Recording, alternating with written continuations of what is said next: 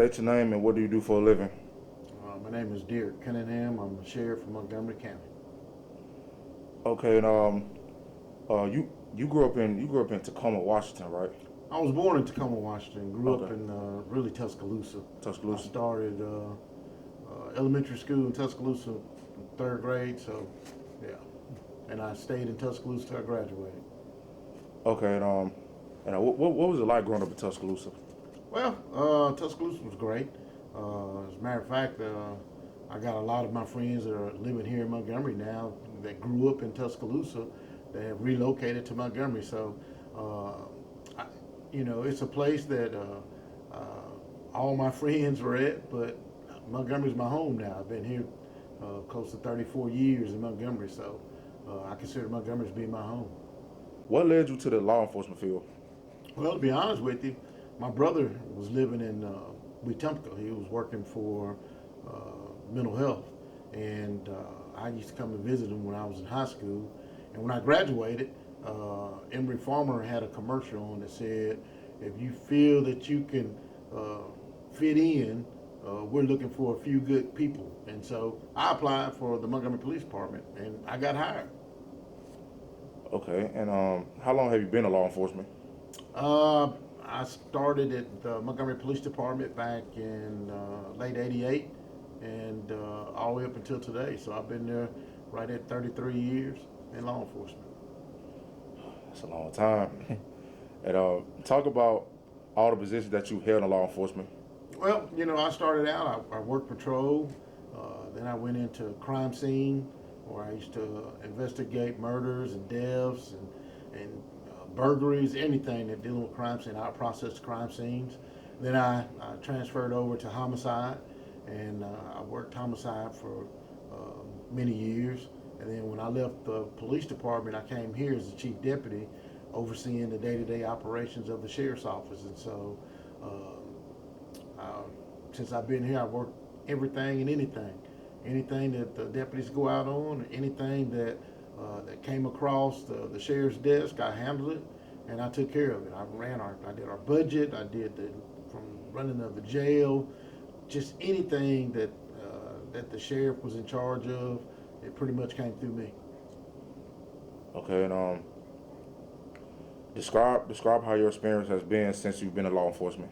Well, it's been good. It's been very good. It's been rewarding. I guess because I never forgot where I came from. And in law enforcement, you still got to have that connection with the community. You still got to be able to talk to the community. You still got to be able to talk to all facets. And when I say all facets, it's the riches of the riches and the poorest of the poor. So you can't never feel that there's nothing too big and there's nothing too small that you can't be able to try to mend those fences or be able to build those bridges. So it's been a great opportunity for me since I've been here, and I guess because of my upbringing and my attitude. Okay, so on Monday, the city of Montgomery had announced the new police chief, Darrell Albert. Talk about that for a bit. I don't know. Well, I didn't get an opportunity to go over there to meet him, so I haven't met the new police chief yet. I hadn't even talked to him yet, so I just know what everybody else know from what they saw on the news. So hopefully, once he gets into place and gets in his office, we'll have an opportunity to meet. Okay, and how do you feel about the gun violence that's been going on in the city? Anybody that know Derrick Cunningham, you hear me talking about it. I think I've probably been one of the most vocal ones at the legislature talking about the violence and talking about us being able to prevent some of the gun violence. But at the same time, I think our legislature passed a permitless carry bill, which will probably open up the door for more gun violence. So, you know, this is something that's going to take not just us in law enforcement, it's going to take the whole entire community. But at the same time, we're going to have the judicial side because we're going to have people that's going to cross that barrier, that's going to break the law, and we need to prosecute them to the fullest extent of the law. Gun violence is something that you can't wish back, pray back, or hope back. Once you squeeze that trigger off, whenever it hits, it hit it, and you can't do nothing else about it. And we got to stop allowing people to feel that it's all right to pull a gun out and just to start shooting in the air, in the ground, whatever the case may be. Bullets, you can't control a bullet when it come out of the end of the barrel. So we're going to have to do something, and we're going to have to hopefully let people know that if you're caught doing it, if we see you doing it, if somebody tell on you doing it, that we need to remove that person. And you had mentioned the new bill that Alabama just passed about the permitless Here. Yeah. And I was just about to ask you that. What are your thoughts on it? My thoughts, I think, is crazy. I think we're going to turn our streets into the wild, wild west. Anytime that you allow people just to stick a gun on and walk around without any training or any kind of background checks or anything, you're sending the wrong message. Alabama, you look at our mental health system right now today. You look at the number of people that suffer with mental illness. You look at every major mass shooting that has occurred in the United States today. The first thing that happens when you apprehend that person that committed those shootings, the very first thing come out and say, well, he suffered with mental illness. Do everybody know that? Do we know that in law enforcement? Did the family come out and say, hey, he got mental problems. We need to make sure we get these guns out of the house. We're not holding people accountable. We're waiting until they commit a crime, and then we start talking about the consequences for their actions, but then their defense is they suffer with mental illness. In my opinion, there's no excuse. There's no excuse. There's zero excuse in you going out and committing a crime where you just injured 4 or 5 people, and then the very first thing that come out, well, he was depressed, he was this, he was that, but we made that gun too easy for him or her to get. And now look at what took place. We can't bring those people back that person shot and killed. So, we got to get tough on these gun-related incidents, just like we got tough on everything else. But right now, we're making it weaker. It's crazy because before they passed this bill, I heard from and it's surprising. I heard from Montgomery police officer that if you openly carry a pistol, you don't need a permit, but if you conceal it, you need a permit. That's kind of backwards to me, Well, see, Alabama's been an open carry state, and that's why you see all the signs up on these businesses saying we don't allow open carry. You see the little stickers that we have posted on businesses telling people that they don't want open carry in their business. And once they put they placard their store, their business, they're letting people know. So that person can't go in there openly carrying. But the problem was that with open carry, you can't get in the car because then it's concealed. So they wanted to do away with the permit part so that they can open carry and they can get in their car, and when they close their door, which the law said now that weapon is concealed, now they can go to jail for that if they don't have a permit. And they don't want to have a permit. They want to be able to carry their guns the way that they want to do. And so what they did is they took advantage of the supermajority, which is our Republican caucus, and all the Republican Party bagged a permitless carry. But the thing is that we let outsiders come into our state because they keep saying 23 other states have done that. Just because it's wrong in 23 other states don't mean that it needs to be wrong in Alabama. And I think we need to look at the citizens in Alabama and listen to what they're saying before we go past bills that's going to affect the way that we live. So right now, I think we have created something that goes in effect in January, but I'm scared because there's no way that we're going to be able to control it. And that supermajority that voted for it, people such as yourself, I want people to hold them accountable for what they did. I want people to be able to speak out when you start having drive-by shootings, because now we're allowing guns in cars, and you can legally carry a gun in a car. And once a person gets mad at you, or you have a disagreement, or you pull out in front of somebody, they're going to pull that gun out, and they're going to react to that situation. But then we're going to come back and say, well, that person suffered with mental illness, or we're going to have an excuse on why that person did it. And we shouldn't have to have an excuse. We should have a law that says, in order for you to carry that, you need to have a background check. And if you've been probated, if you've been committed, and you're suffering with any kind of mental illness, you should be denied the right to be able to carry that firearm. But now that's gone out the window, and we're going to see more of it.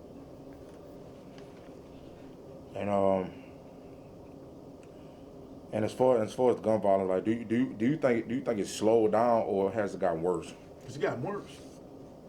Look at Montgomery.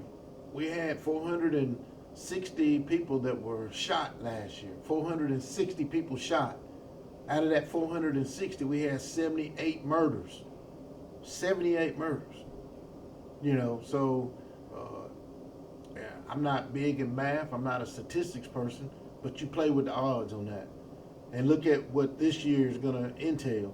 We've already seen a large percentage of gun-related violence already tick-tocking right now. And when I say tick-tocking, it's already escalating. So can you imagine what it's going to be like during the summer months?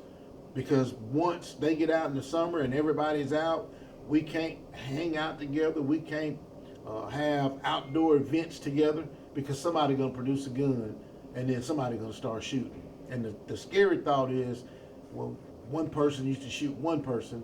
Now they're shooting masses of people. They're just shooting into the crowd. You know, and I say that, you look at Arkansas where they had the car show, 20-something people shot, one died. You got several in critical injury that are in critical condition, is in the hospital, at a car show. Right. People had their kids. It's all over this country. And if we can't see what's taking place, and it's taking place in our community, so people need to get upset, and people need to stop thinking that it's fun. You know, when I go places now, I see people pulling out their smartphones, want to go FaceTime live as it relates to something dealing with law enforcement. But I think we need to be going FaceTime live as it relates to these people that are pulling these guns out and just recklessly shooting people. Why ain't we trying to film them and put them on live social media? That's the stuff we need to do. And that's the stuff that you're showing the evidence of what that person is doing. Because that person may shoot somebody in your family, my family, or the person that's filming's family. So we got to be thankful, or we need to be thinking about some of the actions that we're doing. And we need to stop condoning that. And we need to say, hey, enough's enough. And if you're willing to pull your gun out and act crazy with it, I'm willing to film you live and let the whole world see what you just did. That's right. And let's see. So in Montgomery, they have what is called the free fishing day. That's in Montgomery, right? Free fishing? Yes. I'm trying to figure out what's that. Okay. I thought you might have been heard about it. It's basically a day where people get to fish without their fishing license. Oh, without the permits and stuff? Yes. Oh, okay. Yeah, but that's at the city parks and stuff like that Montgomery has. But, you know, you can go fish at city municipal parks with their authorization without a permit, but that's stuff that they've already got worked out with game and fishing things. But a fishing license is really nothing, you know what I mean? To be able to get one, to be able to go to the river and go to the lakes and take advantage of stuff like that. Okay. So on Monday, WSFA 12 News talked about how a lot of businesses in Montgomery are struggling to hire employees. What are your thoughts on that? We're struggling too. You think they're struggling, we're struggling too, but you got to look at all of the industries that are coming to Montgomery. We got Amazon coming, you got FedEx, and you got several major industries and businesses coming to Montgomery. I didn't say coming to Birmingham or Mobile. I'm talking about coming to Montgomery. And they're talking about bringing other big major industries to Montgomery as well. So we have to prepare our young people to be able to take advantage of some of these industries that are coming here. And when I say we got to prepare them, we got to prepare our kids so that our kids can pass the drug test. Our kids can pass this, and pass the background test, so that our kids are not going out here making themselves not marketable. When I mean not marketable is because you got an arrest record or you got something in your background that's preventing you from being able to get a job. We got to start young and to make sure that our kids are being embraced enough so that when they go out here to this job world, they can get those jobs and take advantage of those jobs. because it hurts us right now in law enforcement as far as being able to get people to be able to pass the background checks because they can't pass the drug test, the drug screen. Is life that easy for us to go out and do drugs and that we forget about everything else? Or is we, the government, making it easier for people to do drugs? You know, some states have already passed marijuana recreational use legislations in some states. You can go buy marijuana in some states. But see, people don't look at all that. People say, well, they passing it, it's free, it's good to do that. But see, on the downside on business, on our side, is that once you hire a person, that person come in high, and that person goes out here and shoots somebody, and he's a police officer, and he's under the influence of drugs, what do you think that's going to do to that agency? What do you think is going to happen if that person goes out and work at an automotive plant and has an injury? A machine crushes that person, and they come out and they find out that he was under the influence or she was under the influence of drugs, and it may not be them that got hurt. It may be one of your coworkers got hurt because of something that they did under the influence of drugs.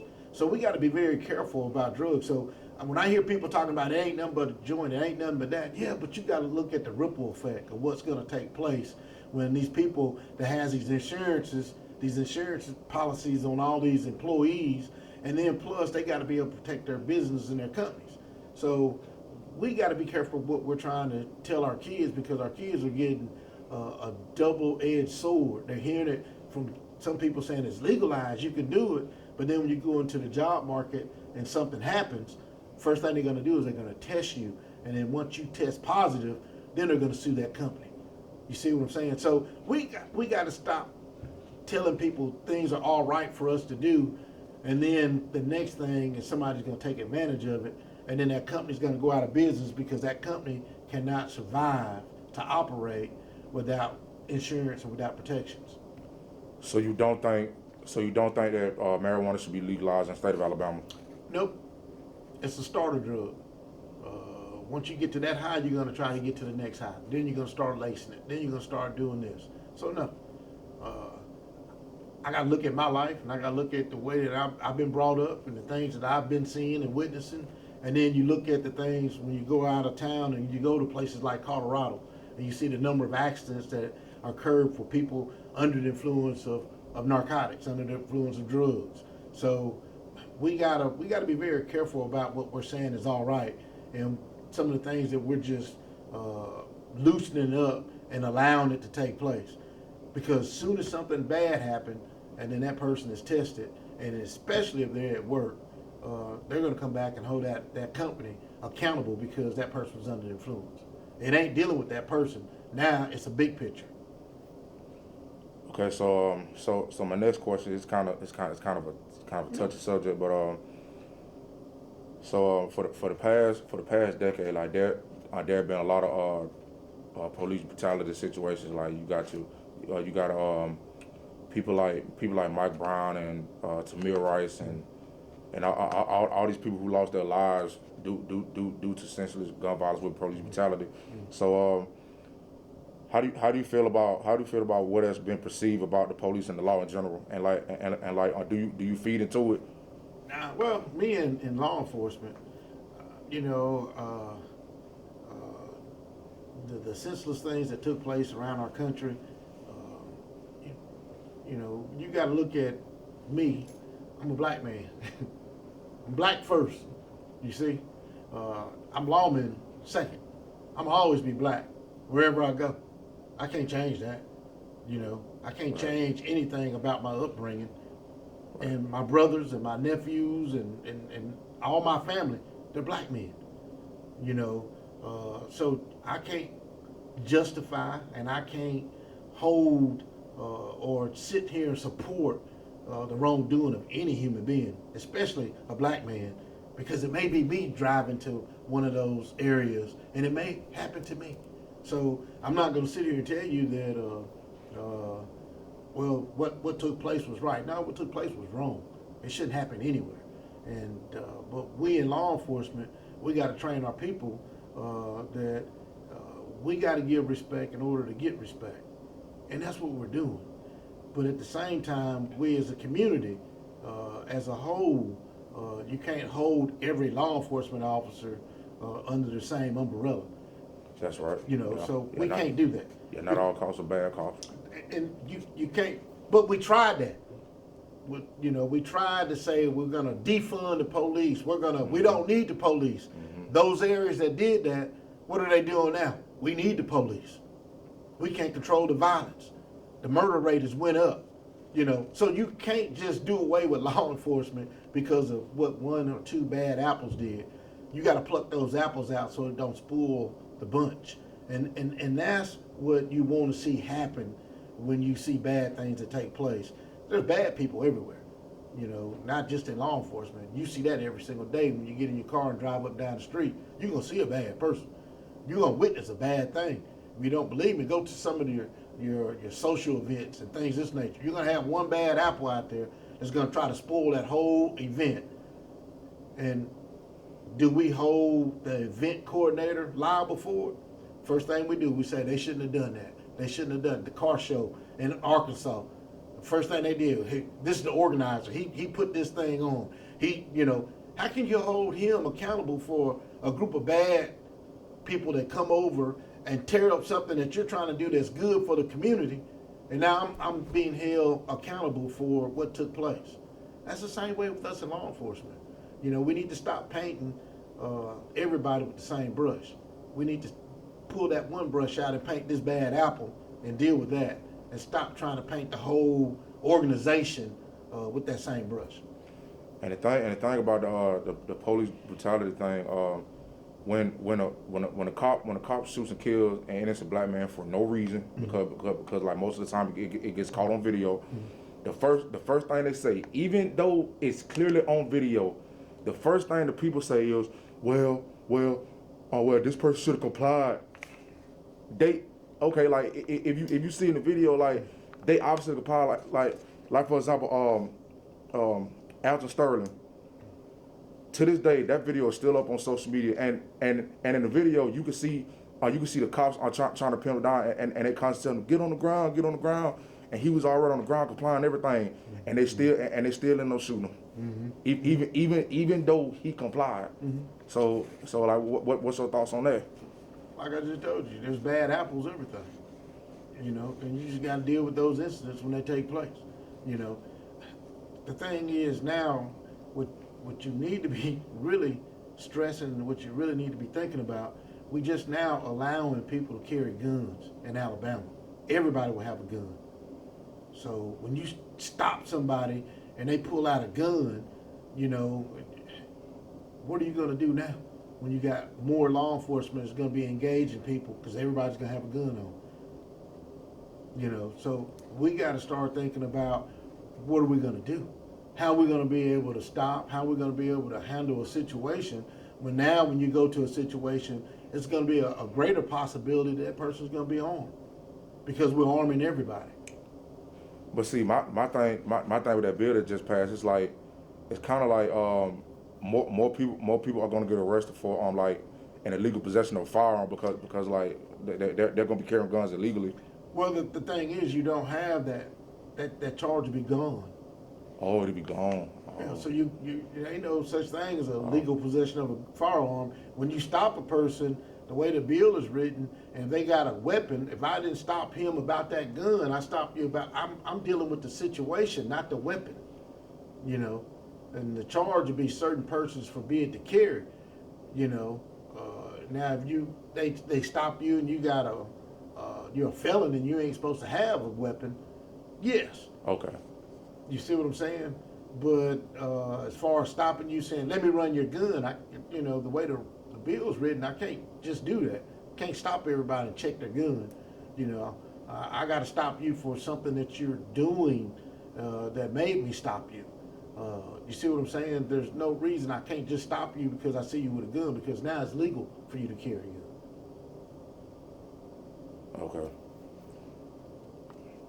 Okay, so recently the gas price went up over $4. What are your thoughts on the gas price going up that high? Well, you know, we got to look at what's going around the world.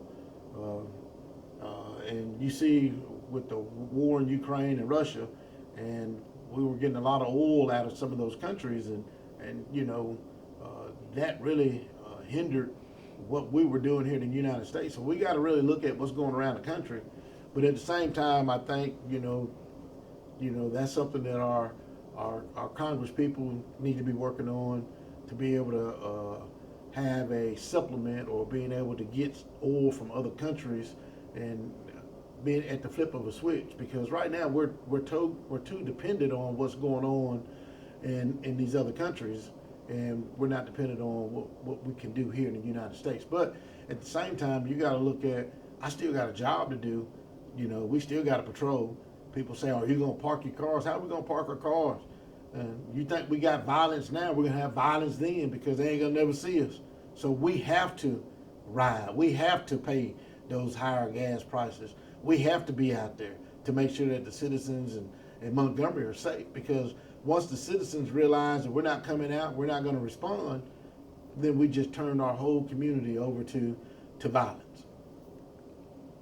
Okay, and what advice would you give to anyone that's trying to pursue a career in law enforcement? I tell them it's the best job you can get.